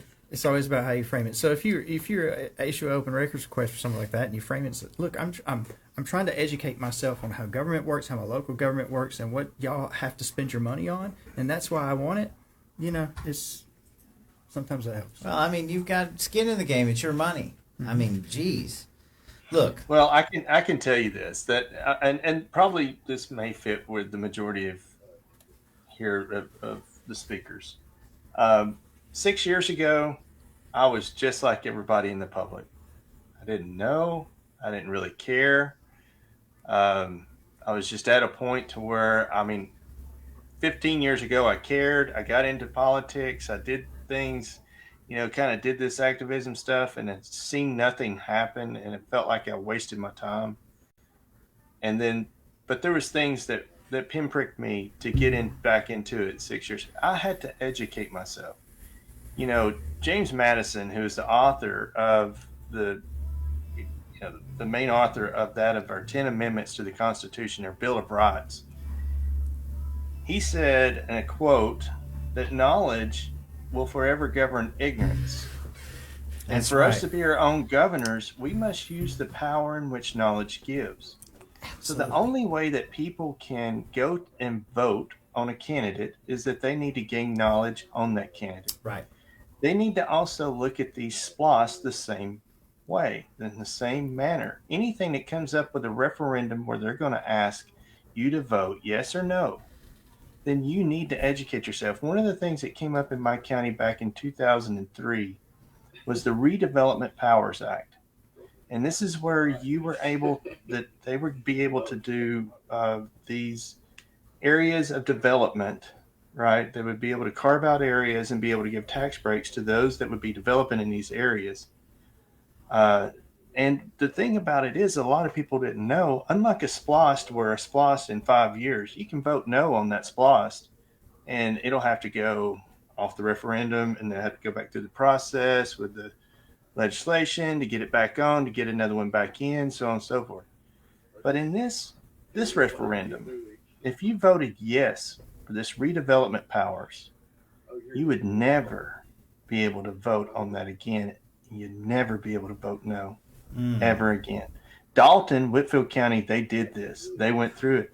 No longer. Only the governor would be able to do this. Now, California was the one that kind of enacted this stuff, right? Mm-hmm. Back in the 50s. And so what happened with them is how they finally ended it is bipartisanship. Jerry Brown, who was the governor there back in 2013 or 2011, 2012, whatever, they ended it at that point because all of this money, this revenue, was being stolen by the developers. Of course, no. Say it's not so. Yeah, and they were, and one of the guys that I spoke to, Chris Norby, who was a representative out there, I went through an interview because I couldn't get any information on that. I asked city council people, I asked my commissioners, I asked, and they were like, "Oh, we can't talk about that because it's on a referendum. We can't talk about that kind of thing." The only thing that they did is that they had an attorney to come up from Atlanta who would actually be the one doing all the deals for this. And he was asked, and he admitted that he would be making money off of it if it goes through. So he was here to give that positive spin on it. Of course. In order for us to be able to vote yes for it. But it's those type things that really, if I wouldn't have been here and did part of the Vote No, me and other people did the Vote No campaign. I actually did, for that, I did a PowerPoint presentation because I took everything that Chris Norby, who they in California, they had been fighting against this to end it for 20 years. And here's the thing, whenever they ended it, $1 billion went back to that of the school system, $500 million went back to the municipalities. And the money now was coming in for these areas that wasn't there before, right? Because they were pulling the tax, they were pulling the tax from those projects. Because I went and I did this PowerPoint, I took all the information, put it in the PowerPoint presentation. I went to the Republican Party meetings. I went to the Democrat Party meetings. This was something that everyone needed to know about. Everyone needed to know if this passed, you would never be able to vote for it again. And that referendum failed by 83% in the county, right? We don't have that. That Redevelopment Powers Act did not pass here in Catoosa County because people were being educated. That's right. So through your listeners, through what you do, through what Melissa and Blake, and we all have this thing, that knowledge is the power that we need in order to be able to hold our government accountable and to be able to make decisions, not just for us today, but the decisions that we make for today, just like that Redevelopment Powers Act, also saved it for the future. Yeah. So it may come up again. Oh, but they now would still be able to vote yes or no. The only other way would be for the governor to abolish that at all. I mean, for it to be done completely in the state, just like they did in California. Well, I just want to say, we're going to go to comments here in a second, then we're going to do some last words, but this is just me talking. I'm ready to dump the tea overboard. That's all I want to say. This is insane. I'm tired of the cheerleading. I'm tired of not getting the right answers. I'm tired of I'm just tired of it. Every year, our counties are growing. We're getting new industry. We're getting new people, and all of this revenue, and all of this wonderful surplus. And then, hey man, we got to have another GLOST tax or a GLOST tax. I mean, but I tell you, and I know you're going to get the comments, but my thing is, I don't like it to be spun one way or the other. Those against to be spinning it against, and those that are for it to be spinning it for it. Tell me the actual facts, the positives and the negatives, and let me decide for myself. And that should be what your local government does. Your local government should be give you the facts, and then it's up to you. You got to vote on it. Exactly. So you decide personally among yourselves. You may like it, she may not. She may like it, you may not. But y'all vote on your personal. Agreed. Okay, can I just my final word on that one. You know what is my pet peeve when it comes to property taxes? Okay. Oh, yeah. So how many times has your government said, "Oh, but we've rolled it back. We're not." And but your bill has gone up. Exactly. Well, you may have rolled back that millage, but my assessed value went up, and I'm still paying more money. Just say what it is. Just call a spade a spade. Don't tell me my lying eyes aren't seeing what they're seeing. If my bill goes up from, $1,000 this year to $1,200 the next year, it doesn't matter how much, I have a net increase. And, I want to vote for the politician that just comes out and says, you know what? Here's why I want you to vote with me. I'm not going to promise you I'm going to raise your taxes. I'm not going to promise you I'm going to lower your taxes. But I'm going to promise you that I'm going to communicate honestly and openly with you, and I'm going to be an excellent fiduciary of your money. And if you ask me for information that that is intended to be public information, I'm going to provide it to you. That's right. And I'm going to go through those policies and procedures of RFPs, and I'm not going to give the business to my best friend and whatever. I want that politician. Yeah. And I want to add one thing to that because I've seen it. This is my rabbit hole, but I've seen some counties out there because I've been studying this, where these counties will come up with some astronomical amount of taxes they're going to raise, and then 2 days before they're going to make the vote on it, they come in with the heavyweight wrestling belts and they say, "Guys, we sat down last night and had a pack of Little Debbie's, and we figured out that we ain't going to have to raise it 58%. What we did was we're only going to raise it 12%. We did that last night. I got my calculator and my pen. I'm seeing it more and more, and I'm calling it out because you can't be that stupid to come up with some astronomical number and then magically right before it, and then you look like a hero and all the papers get to write you up. If that's how bad off that you are calculating the crap that we have, that we see right through the freaking shenanigans. I'm telling you, that's my rabbit hole. I'm going to shut up about it. But I've seen it, and I've seen it twice now. People get mad to get the gas lit, and it's like, oh. And then a day later, it's, oh, wait a second now. Hold on. I know I gave you that number, but guess what? We're going to come down to this. Bull. It's absolutely okay. All right, shut up.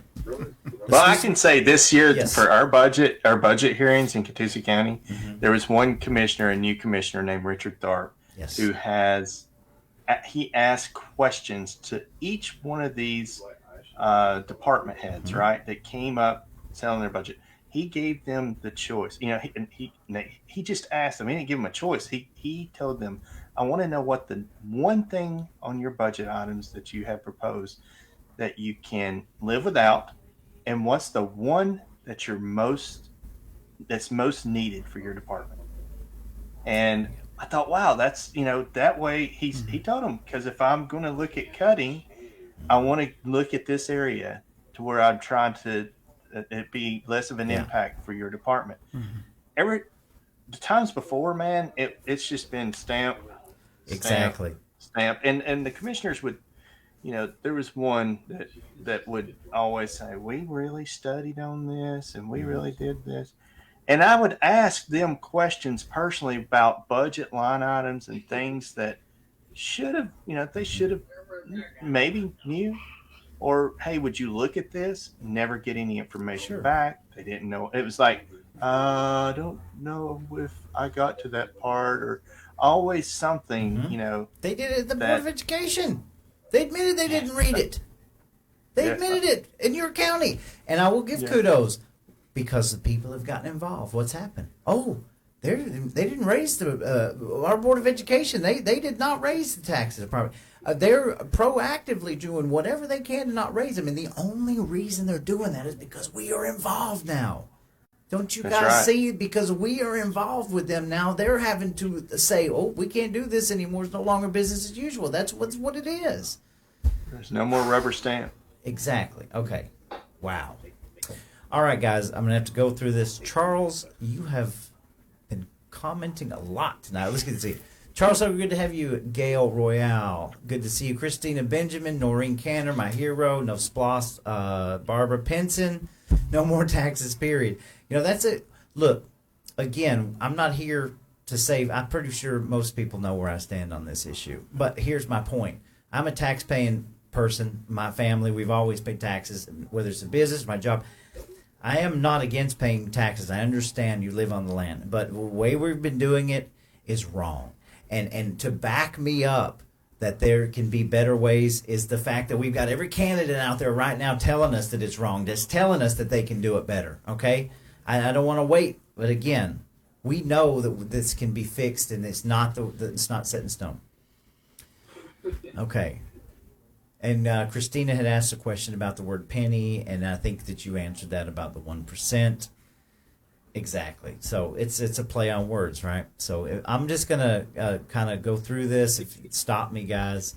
If you see Diane Graham, good to see you. And we've got some Southeast Georgia's pushing a floss tax. It's a shell game to shift taxes from one part of the county, property taxes, to the public consumption taxes. So that's kind of what we said. It's a shift, right? Lauren Elsberry, good to see you, Lauren. And she says, so why should one be opposed to the tax when it's mandated that the property tax is to be reduced? Does anyone want to answer that question? I think we talked about that. We did. It's just shifting it. Right. Okay. Good to see you, David Naha. Mike Dean Tiles.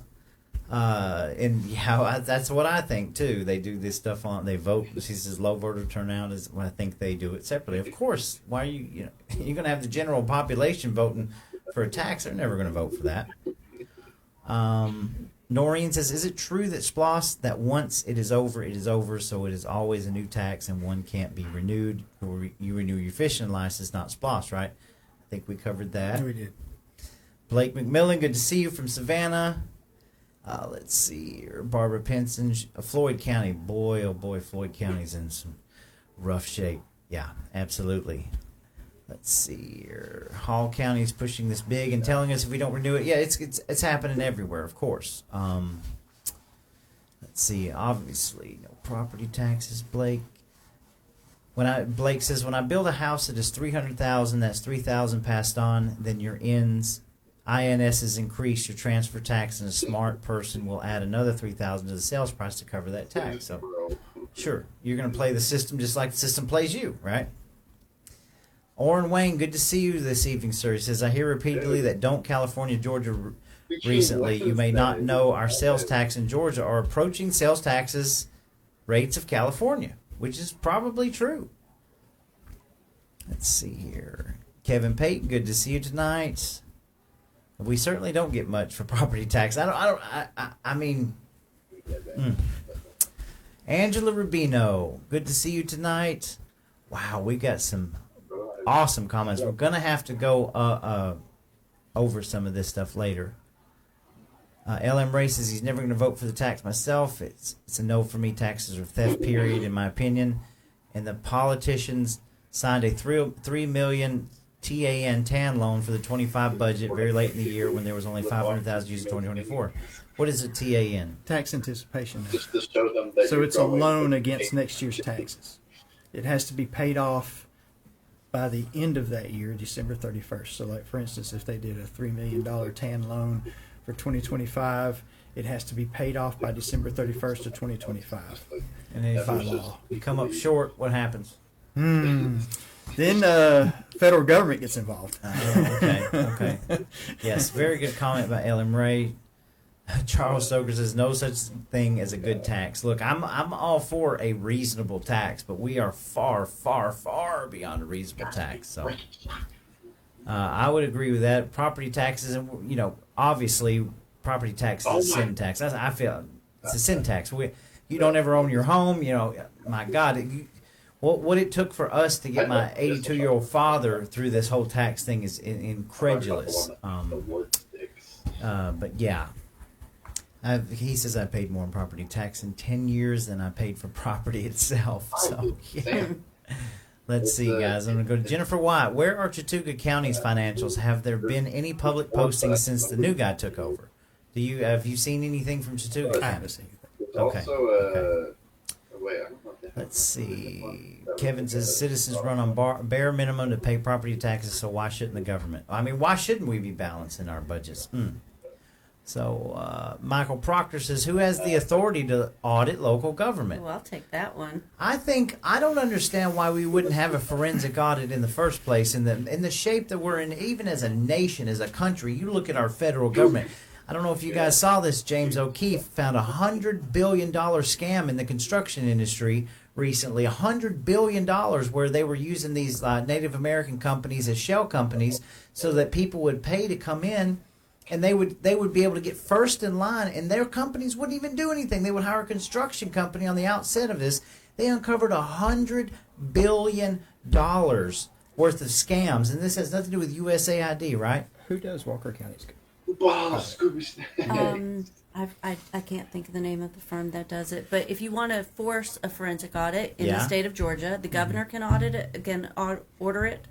The Senate chair of the Appropriations Committee or the chair of the House Appropriations Committee. Mm-hmm. So you have three ways that if your county will not voluntarily do this, that you can push your state to force one upon them. And of course, you would have to have good reason. And that's to forensic. But yes. Why wouldn't you? I understand the cost, but if you're coming into a county and you want to start at like a level playing field, why wouldn't you just go ahead and forensic audit it? Maybe there's a reason for that, right? Well, because forensic audit, it gets a bad rap, right? Okay. It's not a witch hunt. You're not trying to find something necessarily that is done wrong. A forensic audit is also auditing, are you efficient? Like Doge, like Doge. Is there a better way to do what I'm doing? Exactly. Am I lacking something that would make my government, my money go farther than it does? And so sometimes you say forensic audit and it has this bad connotation to it. But It's a wonderful thing, and if you've never gone through one, I mean, in the least common denominator, it is a third party coming in to look at your operations and say, hey, in all aspects and give you recommendations on how to do things better. Exactly. I don't understand that. Let's see here. Elliot Pierce has been writing some articles here lately that have really caught the attention of a lot of residents. I will say that. I've held off from a special that I'm doing because mainly with lack of time, but he's really been Elliot Pierce says eliminate school property taxes, cap county and city property taxes, and eliminate income tax. I mean that sounds like a fair deal. Certainly we've got to do something, and people are telling us they're going to do it. Charles says cut spending, go to jail if you spend over budget. Now I kind of like that. I mean that's a little hardcore, but I'm going to go to jail if I'm overspending, right? Yeah. Let's see. Lauren says, oh, that's such a good point. Yes, it's okay to tax me again. Yeah. Earl Klein says, welcome to the show. Amend the home rule, problem solved. So explain that a little bit. Can you amend the home rule, problem solved? Yeah, well, I don't know what he's talking about. I would need some more context, but, counties and cities are always going to advocate for home rule. And, I've seen pieces of legislation come down through the years that would have taken away home rule from counties and cities, mandated things, and we've fought against it and kept home rule. But there's always an argument about that because, your legislators are going to get complaints from their constituents, right? My county's doing this, my city's doing that. So then they put up a bill that basically says, hey, look, counties or cities can't do this. Well, that's just one issue for that particular county. You have another 158 counties, minus that one, who aren't having that issue, and now you just mandated something and took away their home rule. That's not going to work. I see what you're saying. So okay. Yeah. I hope that clears that up. Yes. And Orwing points out Forsyth County is another place. And, Charles says no hunting, fishing license. I mean, we pay all these excess taxes for all of these things. You know what? Look, I'm going to argue with that one because I chair a women's organization for Georgia Wildlife Federation. Sure. Your hunting and your fishing license, they go to conservation. Yeah. So, I agree. I think they should be. I don't mind paying for that one. I don't mind either. And what I'm saying is we pay all of these excess taxes for these conservations and stuff. There's a lot of money that we pay out to fund a lot of things. It's not like that we're crazy that we're questioning ESPLOST taxes. You know what I'm saying? Like there's a ton of stuff. Every time when you get married, you're paying for a wedding certificate, gun certificate, all of these things. So we're being taxed in so many different ways, and your head starts spinning, right? So absolutely, I'm okay with that. Ned Yates says, my memory it is just temporary tax that we will not need again. And he probably is right because he was born in like 1776, so he's been around a while. So love you, Ned. I didn't say that. You too, Sir Ned. Barbara Pinson, Floyd County voters passed a SPLOST 2001 to build the Rome Brave Stadium. That SPLOST has long passed and completed collection. However, the last year, commissioners spent over $600,000 for maintenance and repairs to that same stadium under the same SPLOST. Is that legal? So, I don't know. If it was in the legislation for the SPLOST, then yeah, it would be. I see. Okay. Let's see here. Let's go through here. We covered that about overtime. Hall County is on the ballot, so they live with the budget like we have to. Yeah. Mm-hmm. That's how I feel too. But David Naha says, I did the drywall for the concession stand at Ridgeland High School for the new baseball field. From what I saw in a contractor's perspective, there was an insanely high budget for the product. There's things I can't comment on that I've seen the expenditures for something that is so small, but it costs as much as a house. But anyway, yeah. Let's see here. Save the ag from Scott McNabb. And I agree with that. We're supposed to be the state of agriculture. We've got to save our agriculture. Yes. We cannot put sewer lines in and develop this whole state. It's ridiculous. God. Lauren says you're adding the Elsberry family. What does that mean, Blake? The move.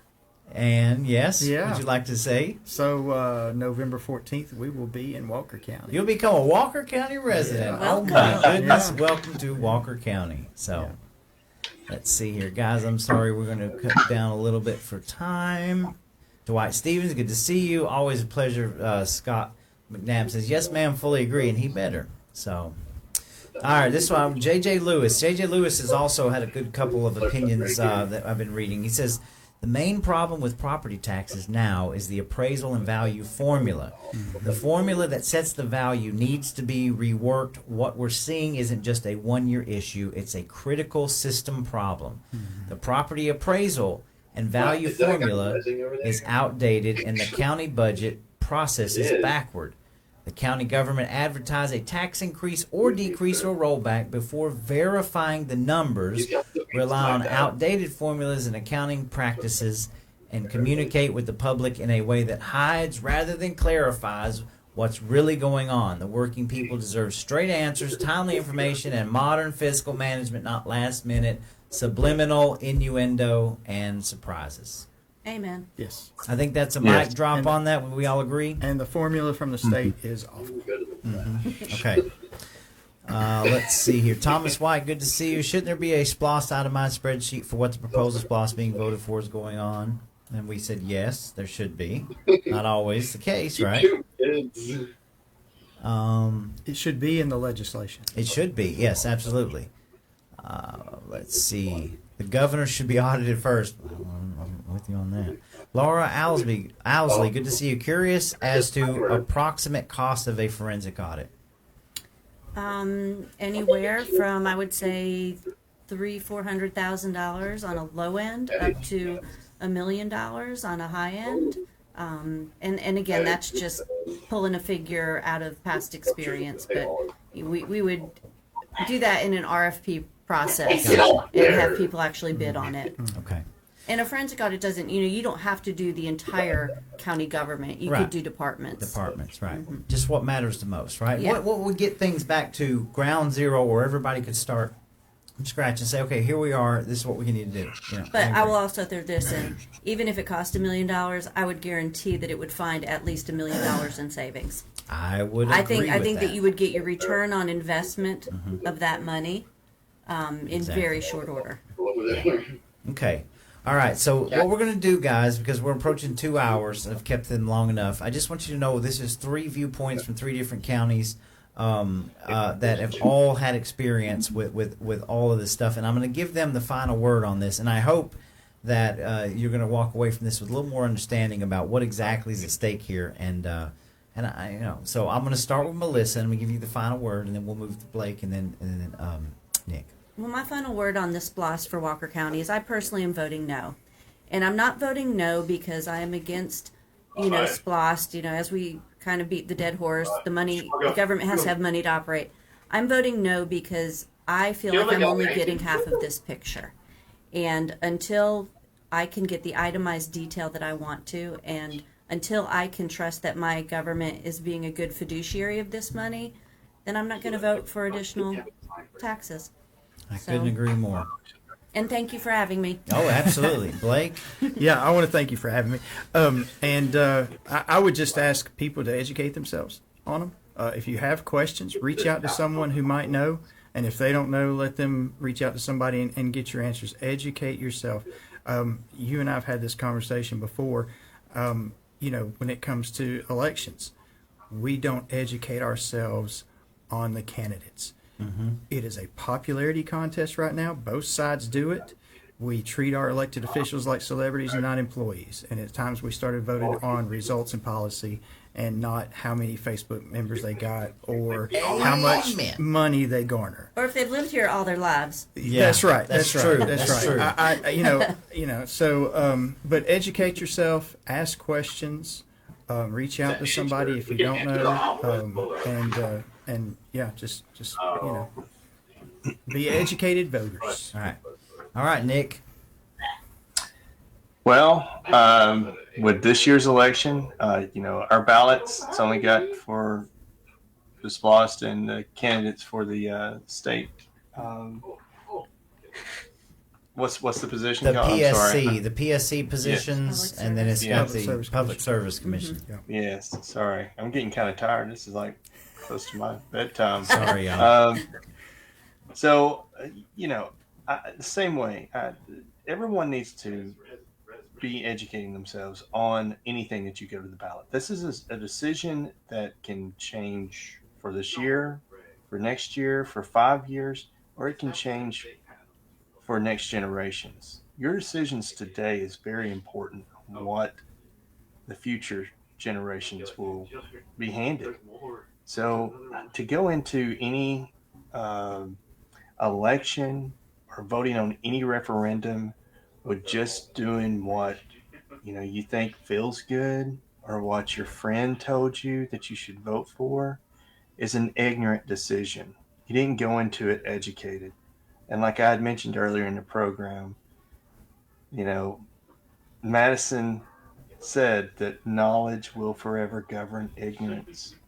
And if you want to remain in an ignorant state, then they will continue to do whatever they want to do, because you won't know any different. You won't know any better.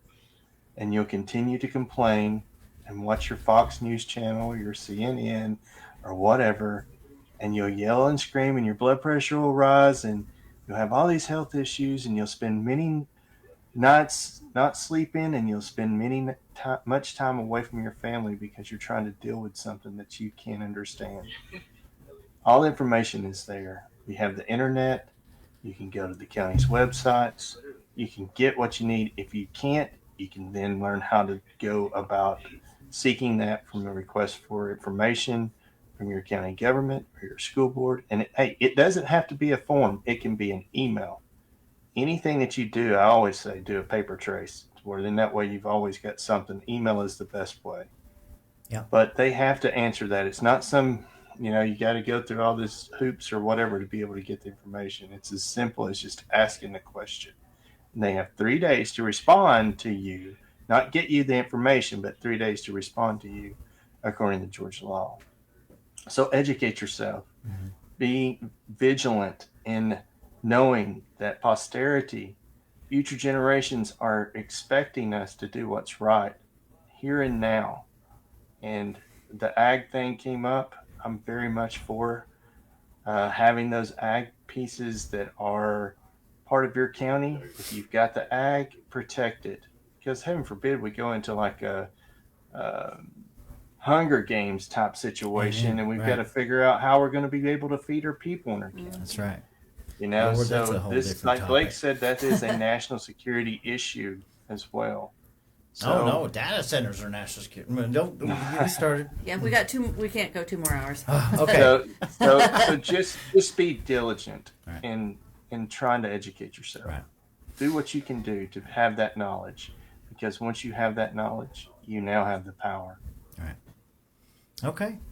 Well, my last little word is I'm just ready to throw the tea in the harbor, and I'm tired of this. None of this makes any sense to me, and I do understand, but it's still clear as mud, and there seems like there's so much going on here with all of these taxes, and what I'm looking for is transparency and accountability. So if I'm not seeing transparency or accountability, especially to my comfort level, then I'm not willing to give up my pennies, because every penny counts to me right now. So that's where I stand. And again, you vote your conscience on this, and make sure to go out and participate in this vote. All right, there's a PSC vote at stake here. There is your ESPLOST tax, and as you can see, it's happening everywhere. So get educated. I just want to personally thank y'all for being here. I know it's been 2 hours, but a lot of wealth of information and knowledge here from you guys. And, any one of you guys can pick these people's brains too on all of these things. And this is 3 different counties that we're coming from 3 different angles here. So I hope this helped. And again, thank y'all for being here. But thank you, guys. Appreciate everybody. Appreciate all the comments. As always, I appreciate all the support that you give. We're all here, and we're not going anywhere. We're going to continue. You can't go anywhere. We've got to keep this balance going to change what this status quo. And anyway, that's it. I'm out of here. You guys have a wonderful evening, and thank y'all for being with us, and we'll see you later. Thank you.